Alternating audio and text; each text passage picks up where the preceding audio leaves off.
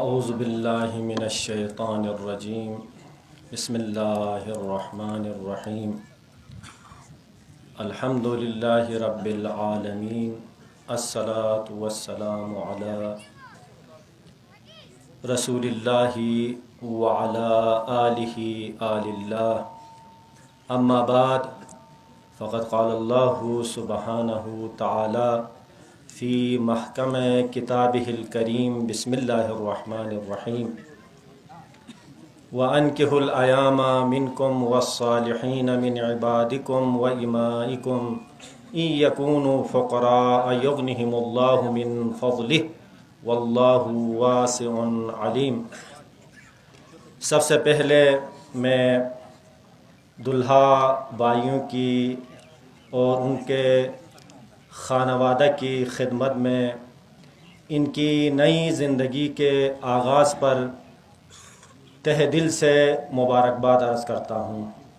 اس کے بعد جیسا کہ آپ مومنین کو معلوم ہے کہ ہر انسان بالغ ہونے کے بعد اس کی یہ خواہش ہوتی ہے کہ وہ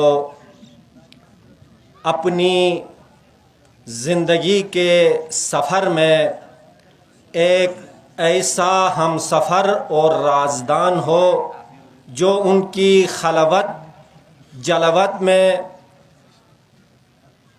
ان کی زندگی کا ساتھی بنے اور وہ جسمانی اور روحانی سکون حاصل کر سکے۔ اور دیکھیے یہ خواہش اور یہ فطرت جو ہے اللہ نے انسان کے اندر رکھا ہے اور اس میں تبدیلی ممکن نہیں، لیکن انسانی اس فطری خواہش کو پورا کرنے کے لیے پروردگار عالم نے کچھ قوانین کچھ اصول رکھا ہے اور اس کا نام نکاح رکھ دیا ہے، اور قرآن مجید میں ارشاد فرمایا ہے وَأَنكِحُوا الْأَيَامَ مِنْكُمْ، یعنی تم میں سے جو کنوارے ہیں جو غیر شادی شدہ ہے ان کا شادی کرا دو۔ پیغمبر اسلام نے یہاں تک فرمایا کہ النکاح من سنتی فمن رغب عن سنتی فلیس منی، نکاح میری سنت ہے اور جس کسی نے بھی اس سنت سے روگردانی کی تو گویا وہ مجھ سے نہیں ہے۔ تو میرے محترم سامعین، نکاح جو ہے وہ فقط جنسی خواہش کو پوری کرنے کا نام نہیں، بلکہ اس شادی اور نکاح کے ذریعے انسان جو ہے وہ ہم دنیاوی جو برکات ہے فائدے ہیں وہ حاصل کر سکتا ہے، اور ہم جو اخروی فائدے ہیں معنوی فائدے ہیں وہ فائدے حاصل کر سکتا ہے۔ تو دیکھیے ان دنیاوی فائدوں میں سے ایک مہم ترین فائدہ یہ ہے کہ شادی میں نسل انسانی کی بقا ہے۔ اس لیے پروردگار عالم کا ارشاد ہے وَجَعَلَ لَكُم مِّنْ أَزْوَاجِكُمْ بَنِينَ وَحَفَدَةً، پروردگار عالم نے یعنی وَجَعَلَ قرار دیا آپ میں سے آپ کے جو بیویاں ہیں ازواج ہیں ان میں سے کن کو؟ اولاد کو، بیٹوں کو اور پوتوں کو۔ تو میرے محترم سامعین، اس کے بعد پیغمبر اسلام کا بھی ارشاد ہے تناکحوا وتناسلوا، نکاح کرو اور نسل کو بڑھاؤ۔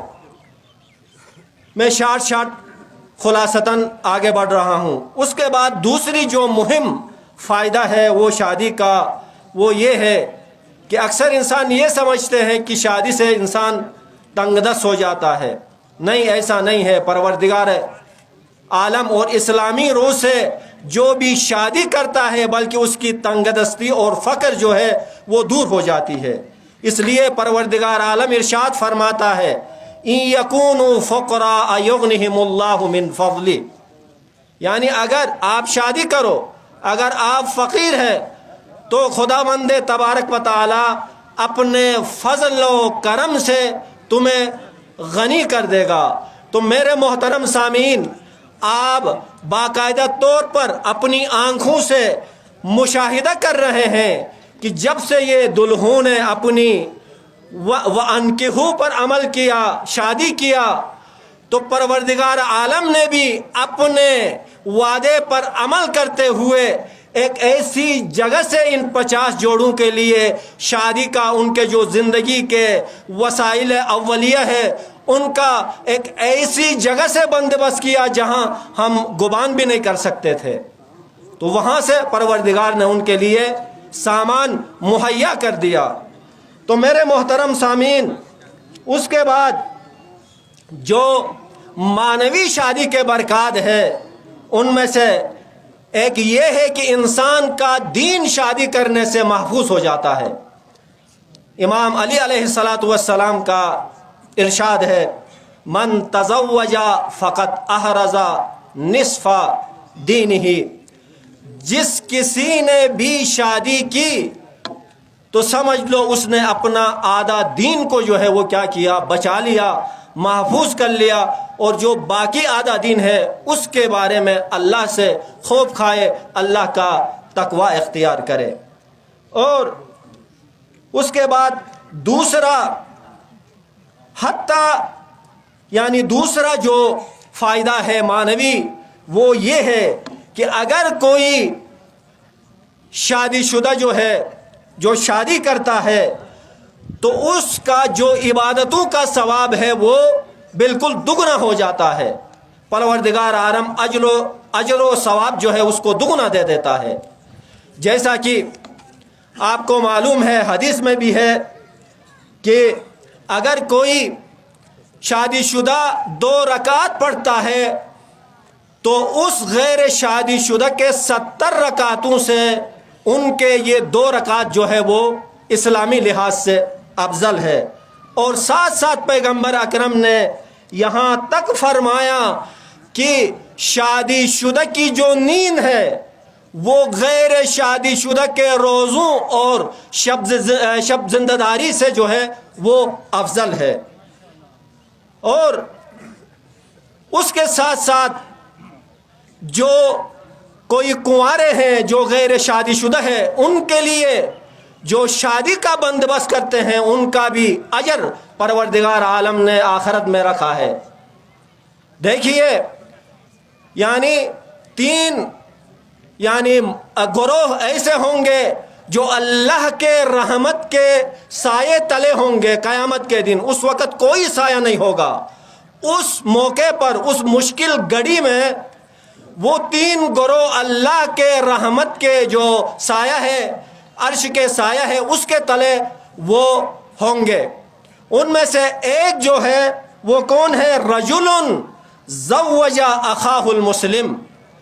वो मर्द है कि जिसने अपने मुस्लिम भाई के लिए इज़्दिवाज का ज़मीना फराहम किया। तो मेरे मोहतरम सामीन, जैसा कि हज़रत हुज्जतुल इस्लाम इंतिसार भाई ने भी आपकी खिदमत में अर्ज़ की, रऊफ़ भाई ने भी अर्ज़ की कि देखिए, इन्होंने तो हमें एक रास्ता बता दिया। यहाँ पर इज्तिमाई शादियों का प्रोग्राम मुनअक़िद करके हमें एक रास्ता बता दिया।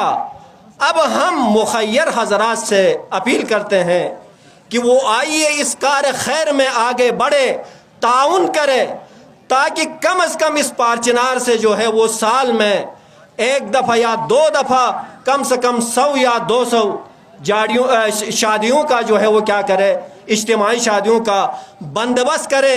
जो गरीब है, जो नातवान जोड़े हैं, वो शादी नहीं कर सकते हैं, उनकी शादियों का इज्तिमाई बंदोबस्त कर सके, ताकि परवरदिगार आलम कल रोज़े क़यामत अपने अर्श के साये तले हमें जगह इनायत फरमाएगा।